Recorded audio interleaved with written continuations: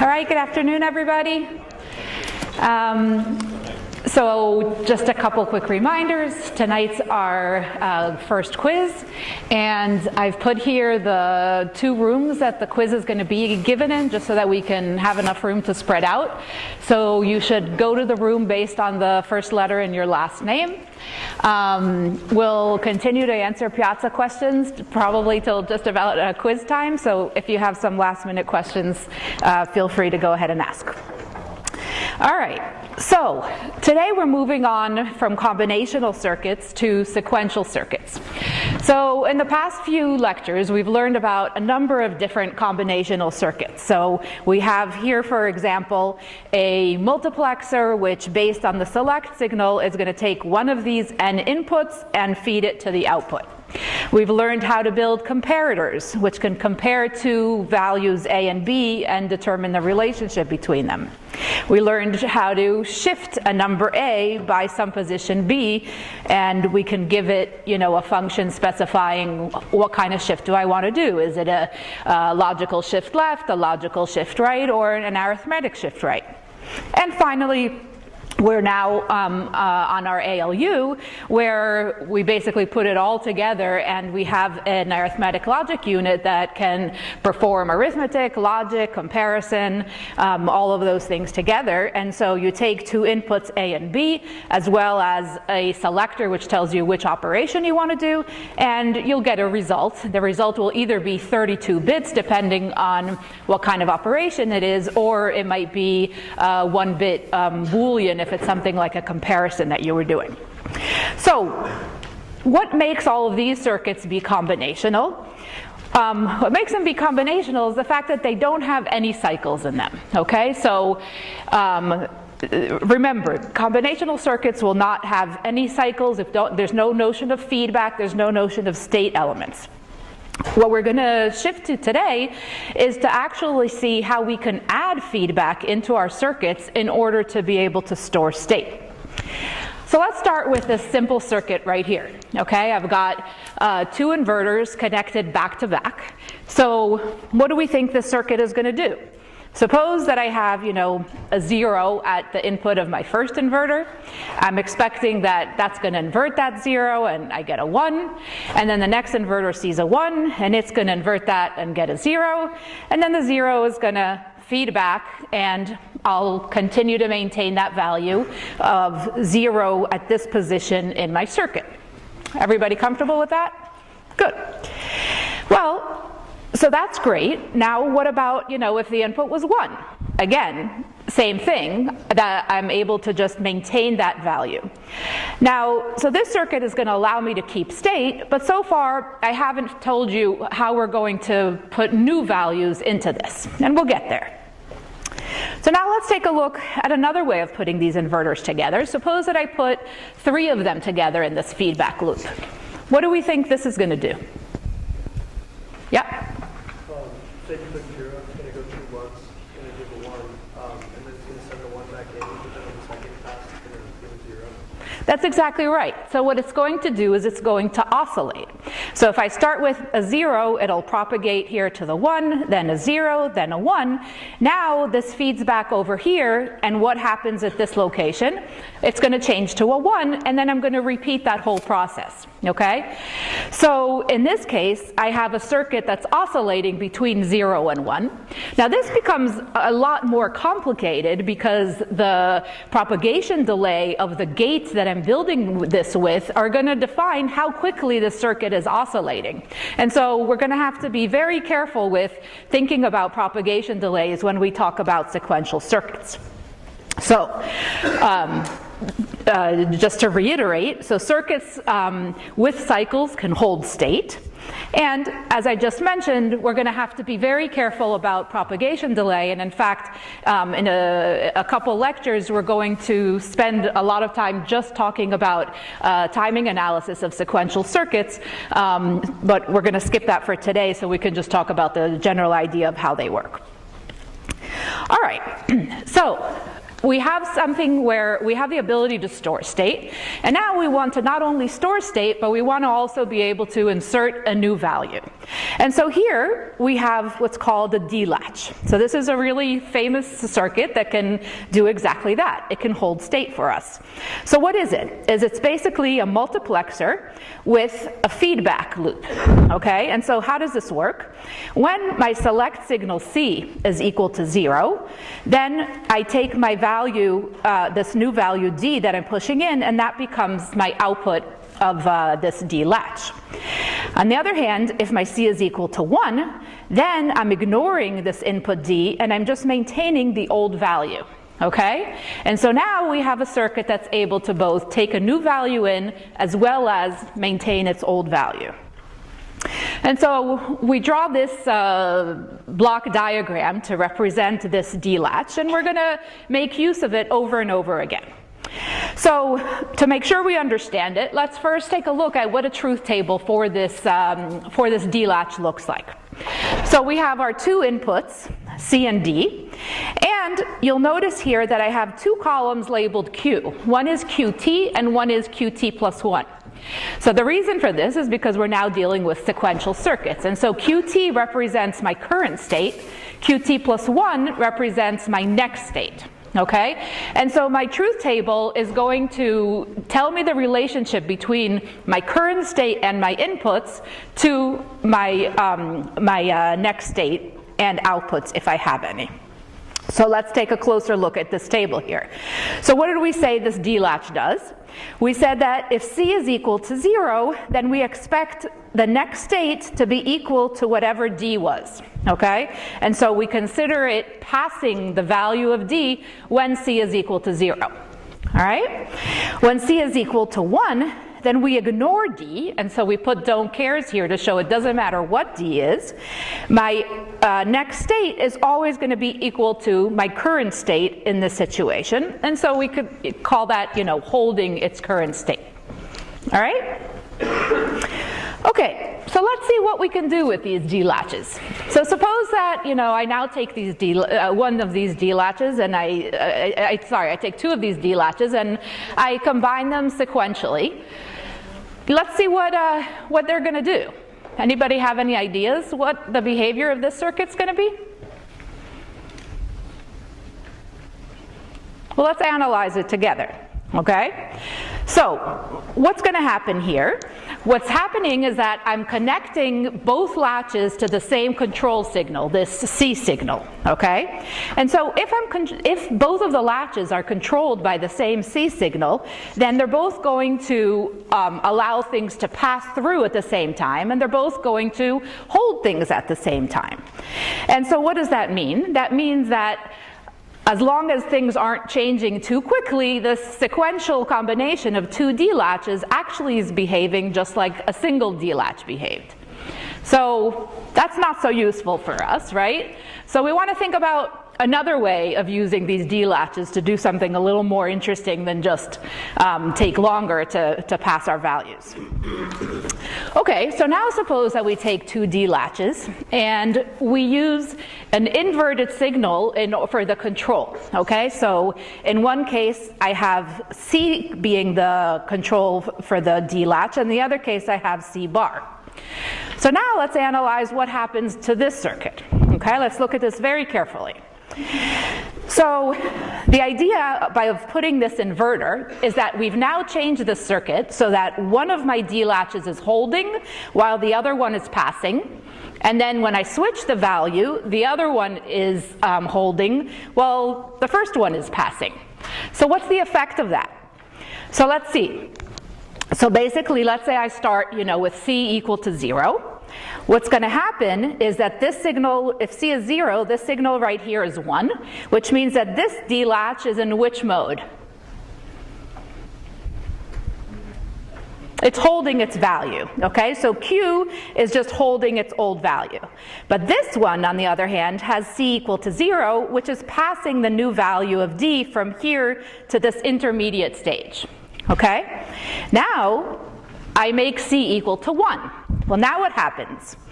Now, this latch the control signal has a 0, and so this one is going to hold the value, and this one is going to let this new value that made it to the middle here come through all the way to our output Q.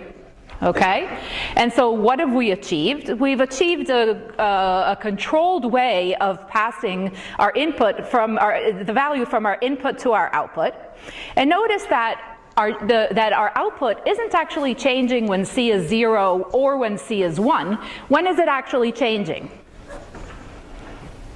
Yep. It's changing when it changes from 0 to a 1? Exactly. So it's changing on the we call that on the rising edge of the control signal. That's when we're going to see a change in our output Q. All right, so this is very useful. It's so useful that we give this its own name. This is called an edge-triggered D flip-flop, and we're going to have another block diagram for that. And so basically this block diagram here with this little triangle means that we have these two D latches composed in this exact way with inverted control signals. Okay, so what does this little triangle mean? This triangle means that it's clocked, okay? And so this C signal, basically we expect it to be a periodic signal that's switching between 0 and 1 on a regular basis. And so that's what how we define a clock to behave. And what is this edge-triggered flip-flop going to do? So suppose that I have some input D that looks like this. Right? When did we say that transitions on my output Q are going to happen?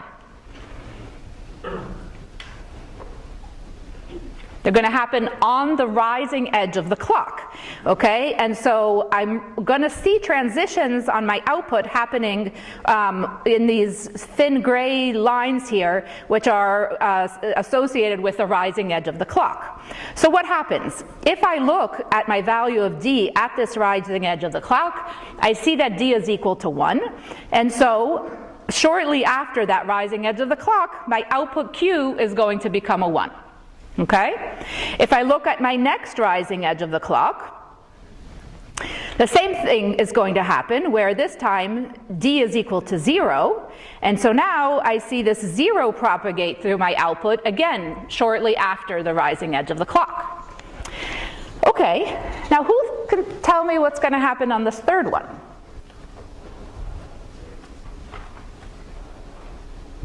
Any ideas? We don't know, okay? And so the reason we don't know is because D is changing right around the same time that we see this rising edge of the clock, okay? So in order for sequential circuits to work properly, it's critical that our input signal D is stable around the rising edge of the clock, okay? And so it works perfectly fine for these two rising edge of the clocks where D was not changing, but if we were to try to change D at the same time that we change our clock, then we're going to get into this unstable state, which is also known as metastability, okay? And so we're going to ensure that our circuits don't do that. Okay, so now we extend this D flip-flop with an enable signal, okay? And so what does that do? That means that the D flip-flop is only going to take in new values when it's enabled. If the enable is 0, then it's just completely ignoring the new values regardless of the value of the clock, okay? So it's pretty similar to what we saw before, except that now on this first rising edge, my enable is equal to 0, and so I'm not going to capture the fact that D is equal to 1 over here. But on my next rising edge of the clock, now I've got my enable equal to 1, and so I am going to capture the value of D, and it propagates here to Q shortly after that rising edge of the clock. And then what happens over here? Well, once again, my enable is now 0, and so I'm going to ignore the fact that D went down to 0, and instead it's just going to stay at 1. Okay? Any questions about that? Great. So what does the truth table for the circuit look like? Well, actually, sorry, let me take one step back, which is just to describe the circuit right above. So what does this circuit actually look like? We've got a D edge-triggered flip-flop with a multiplexer put inside it. And the control for the multiplexer is our enable signal. And so if the enable is 0, we don't allow new values to come through, so we just use this feedback path. If our enable is 1, then we do actually listen to this value of D on the next rising edge of the clock. Okay? And so that's exactly what our truth table tells us as well. It says that when our enable is 0, our next state is equal to our current state. Okay? So it's holding the value. And when our enable is 1, our next state is equal to whatever D is. And so we're copying the value or passing it along. Now you'll note that in this truth table I didn't actually bother putting in a clock, okay? And so because in our circuits we're going to always be assuming that everything is controlled by the same clock, we can essentially ignore it in our truth tables and in the definitions of our circuits, and we just know that changes are only going to be happening at that rising edge of the clock. Okay, so now we've got a bunch of flip-flops. So one flip-flop can hold how many bits of information? Yes? I have a question. Yeah? What's the enable signal to change? Does it follow the clock or does it just change on its own? Some external control is controlling the enable. So you might be, have some condition that you want to be satisfied before you enable writing a new value. Okay, and so that would be your enable signal. Any other questions? Okay, so let's go back to my other question. So our flip-flops, how many bits does a flip-flop hold? Yep. One, exactly. And when we were talking about assembly language and our RISC-V instructions, we often talk about doing operations on 32 bits, okay? And so our registers, which is a term that we've used before, basically consist of a whole bunch of flip-flops connected with the same clock and the same enable. Okay, so this would be an 8-bit register. To produce a 32-bit register, I would essentially have 32 of these D flip-flops that are enabled by the same enable and controlled by the same clock. And what about a register file? So way back in lecture 1, we talked about a register file. Well, a register file is just a collection of these registers, but they have a shared input and output port. So instead of being able to access all of my registers in parallel, I can only access a subset of them. And typically, when we design our processors, we're going to have, let's say, 2 read ports and 1 write port. And so that's going to satisfy most of our instructions, where we need to read 2 source operands and then we need to write to one of the registers the result. All right. So just to recap, in this class, all of our sequential circuits are going to be clocked, okay, and they're all going to be connected to the same clock. You can create really complex circuits that are extremely difficult to analyze if you don't follow this rule, but we are not going to be studying those in this class. So because of that, in order to avoid clutter in our circuits, we're not even going to bother, we're not even going to bother including the clock signal in our circuit diagrams. We're just going to assume that the same clock is driving all of our circuit elements. And in fact, Bluespec allows you to not ever mention the clock when describing your circuits either. And so unless you're trying to describe a design where you have multiple clocks, you don't actually have to specify any information about your clock signal in your Bluespec descriptions. All right, great. So now we know how to build a sequential element. We know how to build something that's going to be able to store state. So let's see what kind of problems we can solve now that we're able to do that, right? Until now, all we had was combinational logic. So, you know, we had a fixed set of inputs and it produced an output, but we weren't able to store any information. So now suppose that I want to build a counter, and let's say it's a modulo 4 counter, okay? And so I want this counter to start at 0, go to 1, then 2, then 3, and then wrap back around to 0.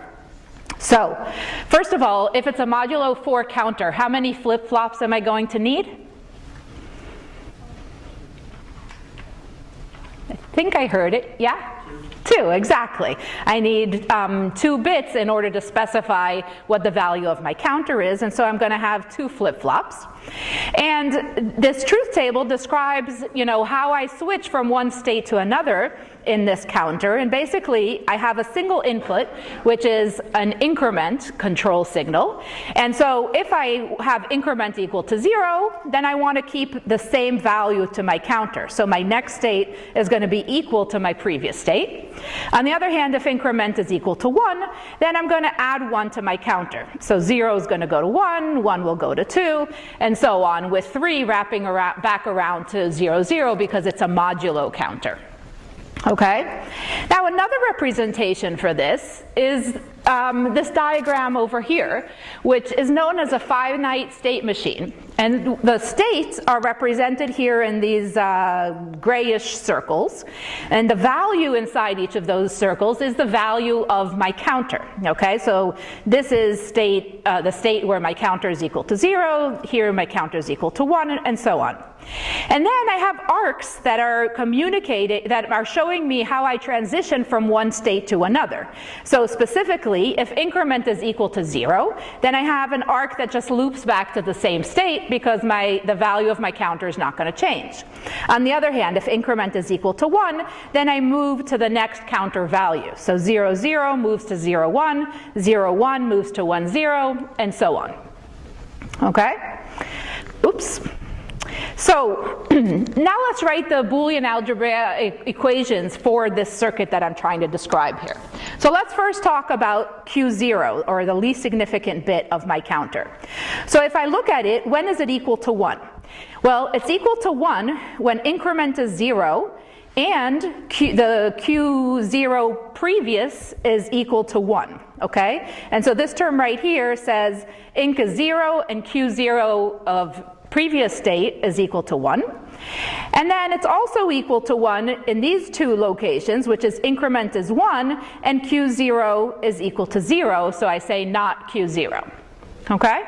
I can do the same kind of a thing for, so shorthand notation for this expression is also the exclusive OR of inc and Q0. So what about Q1? Q1 has a few more terms. So basically, when is Q1 1?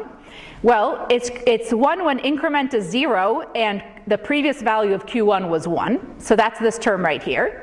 It's also 1 in these two cases, and that's represented by these two terms right here, which is showing me that an increment is 1, and either I have Q1, Q0 being 0, 1 or 1, 0. And so again, I can simplify that to look like this, where I've taken the exclusive OR of Q1 and Q0 and ANDed it with my inc signal. Everybody comfortable that this is representing the Boolean algebraic equation for what my next state is going to be? Great. Okay, so now let's actually start building a circuit for this. Okay, so here's my equation. And as we said, we're going to need 2 flip-flops because I have a 2-bit counter here. And so I'm going to draw these 2 flip-flops with enable. And now let's see what the circuit's going to look like. Well, if you pay a little bit closer attention, you realize that when is the value of my output changing? Because I have a flip-flop with an enable, it's only changing when the enable is equal to 1. Okay? And so really, I can simplify this circuit by thinking about when is my enable equal to 1, and having a circuit that produces that for me in my sequential circuit. And so when is the enable equal to 1 in this particular example? In this example, it's equal to 1 when I want to do an increment, right? So if I want to do an increment, that means increment is equal to 1, and that means I'm going to change the value of my state. If increment is 0, then my enable is 0 because I don't want the state to change. Okay, so what does that mean? That means that I can, think of this next state equation as being what I had before, but I and it with the enable for that flip-flop. And now I can actually simplify this, and what I get is the following, right? If Q0 is increment, then when increment is 1, I only am left with this tilde Q0 t term. An increment is 0, I have nothing. And similarly for the second one, okay? So is everyone comfortable that my equations reduce to this if I'm only worrying about what happens when enable is equal to 1? Yes? Good. Okay, so now let's go ahead and draw the circuit. So the next state of Q is going to be the inversion of the current state of Q, and so I have a feedback path back to the input of Q0, and there's my diagram for Q0. Similarly, I take the exclusive OR of my current state of Q and my current state of, current state of Q0 and current state of Q1, and I feed that back to Q1. And as we said, our enable for these flip-flops is our increment input. Okay? So does this look okay? Looks like it's going to do what we want, right?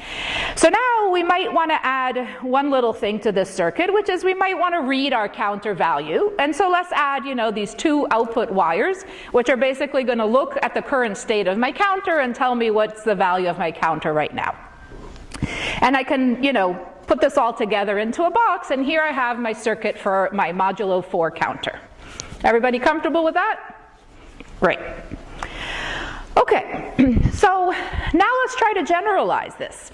So suppose, that instead of having just 2-bit of flip-flops, I have, a whole bunch of registers, each of which can consist of many bits, and they can be at different bit widths. And they represent altogether the state of some more complicated circuit. So what's going to happen here? Well, notice that I have a bunch of different separate registers. Each of them has an enable. Well, the clock for these registers is all going to be the same because it's a sequential circuit. Okay, so we're always assuming that the same clock is driving all of our sequential elements. And then we're going to have some combinational logic, which is going to take a look at the output of this registers, which corresponds to our current state, and it's going to combine that with our inputs, and that will produce our next state for our register. In addition, we'll have some additional logic, which is going to produce our enable for our registers. And so similarly, we'll have the same kind of model for all of the other registers in our circuit. And finally, the last thing that we have is we also produce some output. Okay, so in general, regardless of what kind of synchronous sequential circuit we're trying to build, this is what we're going to end up with. Just one note, as we've said a couple times now already, in the future, we're not even going to bother drawing this clock signal. You're just always going to assume that all of your registers are driven by the same clock. Okay, so here's a more sort of general picture, which you might see in some computer architecture textbooks, describing basically the same thing. And so all we've done here is we've lumped all of the registers into one yellow box called state, which can consist of a bunch of different registers of different sizes, and they're all controlled by the same clock. We have some combinational logic. We have an input, which together with a state produces the next state, and also the combinational logic takes the state and the input to produce the output. So it looks just like what we saw before. And so in general, synchronous sequential circuits are a methodology for implementing FSMs in hardware. Okay? So you're going to see this a lot. In fact, FSMs, just like we studied Boolean algebra, there are people that study FSMs, and so they'll spend time writing axioms on what can I say about these FSMs. For example, can I, if I have, you know, some big sequential circuit with many states, you might want to analyze which of those two states are equivalent so that they can be merged into a smaller number of states and thus result in a smaller circuit. Okay? So in general, you can think of everything as FSMs, even, you know, your computer. And although in reality we don't really do that, we kind of think of everything as being a number of sequential circuits working in parallel with each other.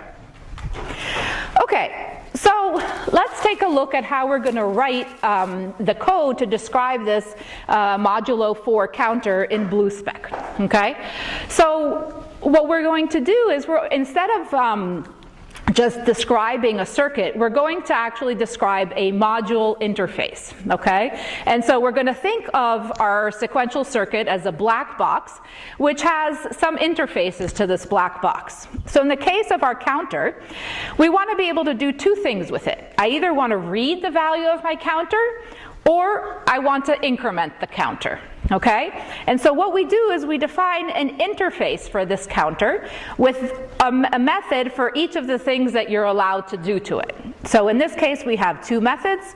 I can either read the result of my counter, which is going to return a 2-bit value, or I can increment my counter, which is an action, is describing an action that's happening to this counter, and we'll talk about that more in just a second. So our module now is going to have some internal state, but anybody who's interacting with this module from the outside world doesn't have to know anything about the internal state of the module. All they need to worry about are the methods that the interface provides. Okay, so all it needs to know is that there's an increment method and there's a read method. And then the internal state of this module can be both read and manipulated by these interface methods. And specifically, when we say that a method is an action method, what that implies is that it's going to actually modify the state or the internal state of my module. Okay? So in the case of read, we're not actually modifying anything. All we're doing is looking at the values, and so this is not an action method. But in the case of increment, we are actually changing the state, and so we describe that as an action method. In addition, every action method is going to have an enable wire that's associated with it, and only when the enable wire is set to 1 are you actually going to be able to change that state. And finally, the last thing to note is that our actions are all atomic. So either you're making all of the changes to your state or you're making none. Okay? You're never going to be doing some kind of partial changes. And the interface, you can kind of think of it as basically the type of your module. Okay? So it's describing, you know, what it is that this interface provides and how it is that we interact with it. And so you can kind of think of that, you know, the same way that we have modules in languages such as Java or C++. This is the same idea here in Bluespec. Okay, so we saw already what, you know, the interface definition looks like. Now let's take a look at, you know, how do we define what the internals of our module look like. Okay, so first thing is that we've got the type, which is saying that, okay, I'm going to describe a counter, and this counter is going to have this counter type, which refers to this counter interface that we defined over here. So what does that mean? It means that I'm going to need to define these two methods, increment and read, inside of this make counter module. So I'm going to have two methods. One is an action method, which is going to increment. The other is we call it a value method, which is just going to return a 2-bit value. And in addition, what we're going to do is we're going to specify what's the internal state, or what's the internal state of our circuit. And so in this particular case, we have a 2-bit register, and we're expressing that right over here. So let's go very carefully through each of these elements of this line here. So what this is saying is, it's saying I want to create a register that's 2 bits wide, and I'm going to call this register count, and this special little arrow with a single dash stands for instantiation, okay? And so the fact that I'm putting that there is saying make me a register, okay? And so just keep that in mind, because you're going to use these very carefully when you write your Bluespec code. Okay, so if I want to create a new register, I use this single arrow, and then I can also give it an initial value. And so here I've said make me a 2-bit register whose initial value is 0. All right, so now what does my read method do? Well, all my read method does is it returns the value of this 2-bit register, and so I can just return count, and that's pretty simple. What about my increment? Well, here were my equations for what the circuit needs to do internally, and so I can describe that as follows. Basically, my Q0 bit, or my bit 0 of my counter, becomes tilde Q0, or tilde of count of 0. And then the first, the bit 1 is the exclusive OR of bit 0 and 1. Okay? Now notice one more thing here, which is this is actually specifying an action that's happening. So this is describing a change that's going to happen to my internal state, meaning I'm actually going to change the value of this register count. And so when we're describing such an action, we use this other sort of special arrow, which is an arrow with 2 lines, okay? And you'll get used to this as you'll see it more and more. And so this arrow with like an equal sign or 2 lines means that we're doing a register assignment, okay? Now, just keep in mind that this is very different from saying just a plain equals, okay? If I just say equal, all I'm doing is making a new name for the expression on the right. If I say, less than equal, which is this, we call it double arrow, then I'm actually doing a new state assignment. Okay, so here's my, final modulo 4 counter. I've got the interface, and I've got the definition of my module. So what is the generated circuit going to look like? So here's my description of my module, right? And we already saw, that in order to build our 4-bit modulo counter, we created a circuit that looks like this. So now let's see how this circuit fits into the larger picture, which is our module. All right, and so we've got a module which gives us 2 interfaces, the increment and the read, and so we need to attach this circuit to the inputs and outputs of those interfaces.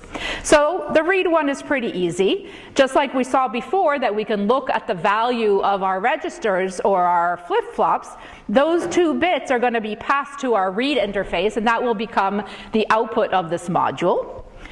And then our increment basically becomes our enable for our counter, okay? And so anytime you say increment, enable is 1, and then that's going to allow our circuit to produce the next value in our counter.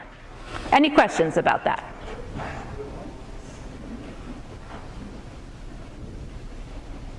Great.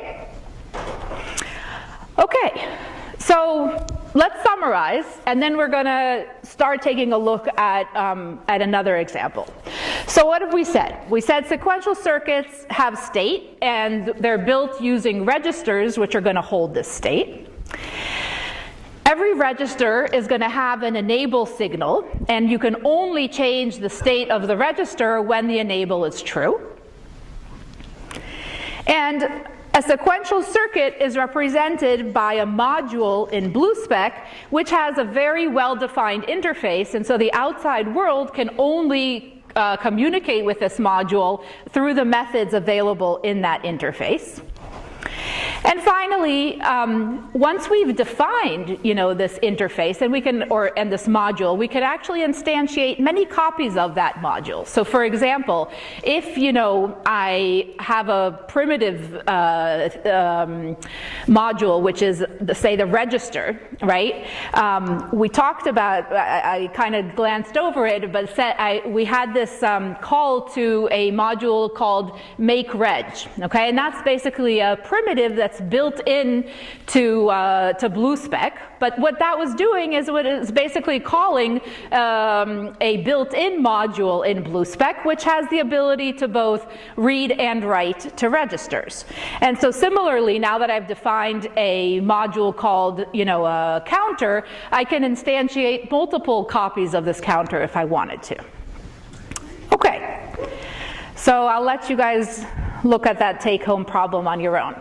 So in the last few minutes of today's lecture, we're going to start looking at another example and what the Bluespec code for this other sequential example looks like. Now, you've seen a bunch of new syntax for Bluespec today, and I just want to make it clear that we're going to go over the syntax over and over again until it starts to, sink in and become, common nature for us in terms of how we think about our circuits.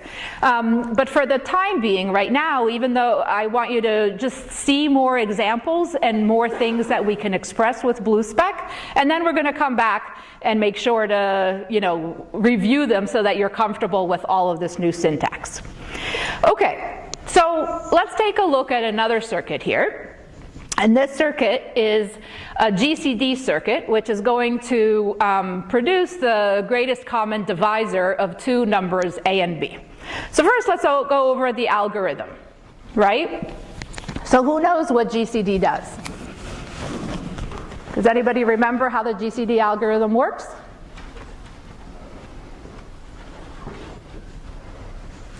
Okay, I'll tell you. So the way that it works is you do one of two things. You look at your values A and B. So here we've got 15 and 6. And if A is greater than or equal to B, then you're going to make A be A minus B, and you're going to leave B at the same value, okay? So in my next iteration of trying to compute GCD, I'm now going to have A equal to 9 and B equal to 6, okay? Because I subtracted B from A. Now I look at my new values of A and B, and once again, A is greater than or equal to B, so what am I going to do?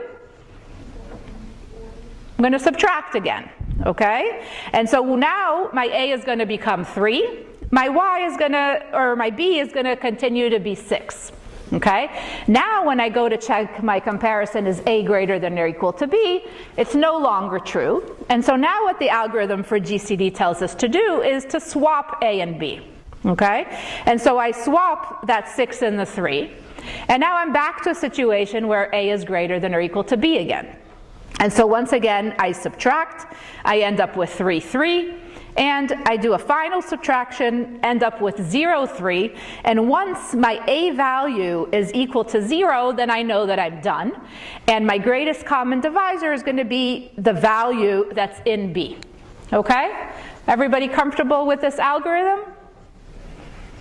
And so down here we have, basically we're describing that same thing in code, okay? We're saying the greatest common divisor of two inputs A and B is if A has become 0, then you're done and you return B. Otherwise, if A is greater than or equal to B, then you're going to take the GCD of A minus B with B, which is the subtract step, or you're going to do a swap if A is less than B, okay?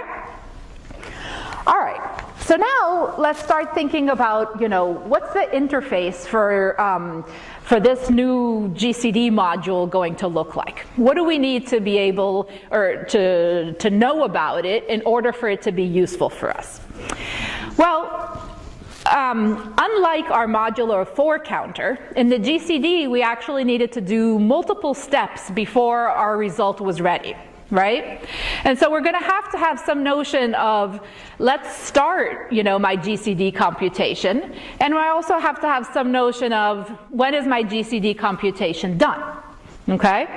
And so what my interface is going to look like is it's going to have these 4 methods that we've mentioned here.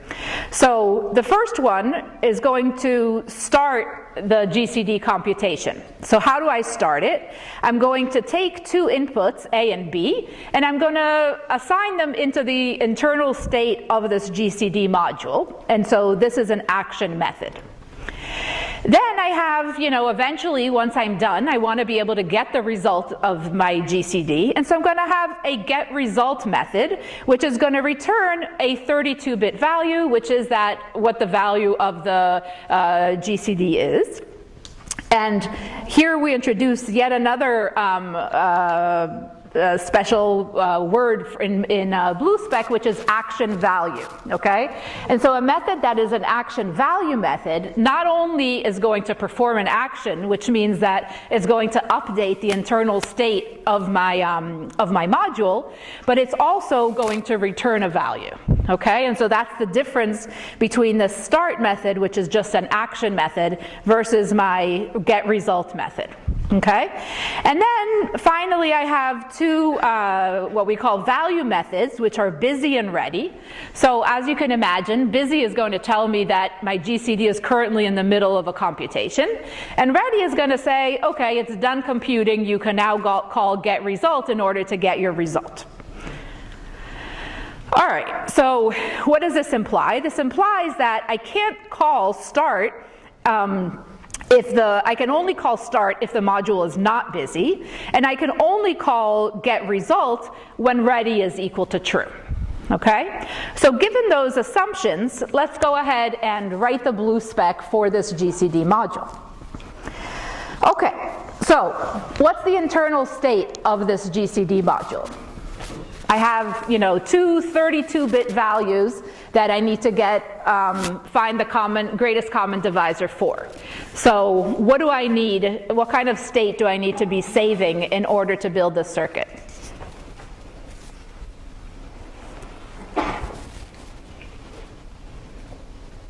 I need 2 32-bit registers, right, to hold these values A and B. And I can continue to reuse those registers with the updated values as I'm computing the intermediate states, okay? And so what do I have here? I have a instantiation of 2 registers. One is X and one is Y. Each of them is 32 bits wide. And the way that I instantiate them is by calling this Bluespec primitive, makeReg, which says create me a new register of this size and initialize it to 0. Okay? In addition to having a place to store those 2 32-bit values, I also need to have one more piece of information, which is a flag that's going to tell me, am I in the middle of my computation or not? And so I'm going to have a 1-bit, or you can call it a Boolean register, which is equivalent to 1 bit, which is going to tell me, am I busy or not? And I'm going to initialize that to false, because when I first start, I'm not computing GCD, and so I can go ahead and call start right away. Okay, so now let's take a look at how we define each of these methods. So let's first talk about my start method. So what do I want my start method to do? I want it to take 2 external inputs and pass it into the internal state of my module. So basically I'm passing these 2 values A and B, and all I'm going to do is I'm going to set my X register equal to A and my Y register equal to B. Notice that I use this special double arrow, which means I'm actually doing a state assignment. And finally, I'm going to change my flag to say, okay, now I'm busy, okay? You can't start a new GCD computation until I become not busy. All right, what is getResult going to look like? Well, once it's safe for us to call getResult, all I have to do is just return the value of Y. That's going to be the answer of my GCD. And so this thing is returning Y. But as I mentioned, this is an action value method because not only is it returning a value, it also needs to change the internal state. It's not changing X and Y, but what it is changing is the value of our busy flag, okay? So when I do a get result, it basically means, okay, I've gotten the get result, I'm ready to start a new GCD, and so what do I want my busy to be? I want it to be false so that I can now call start again, okay? All right, and then finally my two value methods. Basically the busy is just going to return the value of the busy flag. And what about ready? Who remembers from the algorithm what needs to be true for ready to become true?